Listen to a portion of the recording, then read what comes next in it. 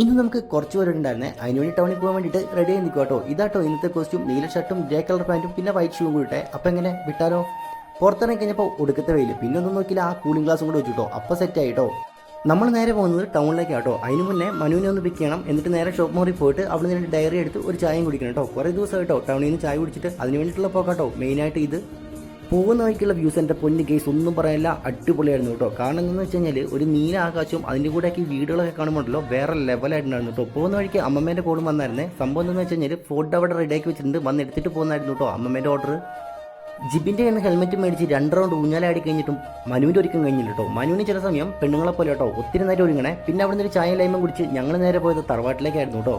ചെന്ന് കയറിയവിടെ ആൻറ്റിയും കിച്ചുംപാറും അവിടെ തന്നെ ഉണ്ടായിരുന്നു കേട്ടോ. പിന്നെ കുറേ നേരം അവരോടും വർത്തമാനം പറഞ്ഞു കേട്ടോ. കിച്ചുവിനെ ഉറപ്പിക്കാനായിട്ട് ഫോൺ കൊണ്ട് അവൻ്റെ പുറകെ പോയി. അവൻ്റെ തെറി കേട്ടപ്പോൾ ഞാൻ നൈസായിട്ട് ഒതുങ്ങി കേട്ടോ. പിന്നെ നേരെ അമ്മമ്മേനെയും കണ്ട് അമ്മമ്മേനെയും സോപ്പിട്ട് അവിടുന്ന് ഫുഡ് മേടിച്ച് ഞങ്ങളുമെല്ലാം ഇറങ്ങി കേട്ടോ. അമ്മമ്മയ്ക്ക് ഒന്നാമത് പരാതി കേട്ടോ, ഞാൻ ഇപ്പോൾ ഫുഡൊന്നും കഴിക്കുന്നില്ലെന്ന്, ഇവിടെ ഫുഡ് കഴിക്കാൻ വരുന്നില്ലെന്നാട്ടോ അമ്മമ്മേൻ്റെ മെയിൻ പ്രശ്നം. പോരുന്ന വഴിക്ക് ഞങ്ങളൊരു കൂട്ടുകാരനെ കണ്ടു കേട്ടോ. വിഷ്ണു എന്നാട്ടോ ഇവൻ്റെ പേര്. നിസ്സാരക്കാരനല്ല, ഒരു യൂട്യൂബ് ചാനലൊക്കെ ഉണ്ട് കേട്ടോ. പിന്നെ പ്രണവനെ വീട്ടിലാക്കി അവനും വീട്ടിൽ പോയിട്ടോ. അപ്പോൾ ഇത്രയുള്ള ഇന്നത്തെ വീഡിയോ.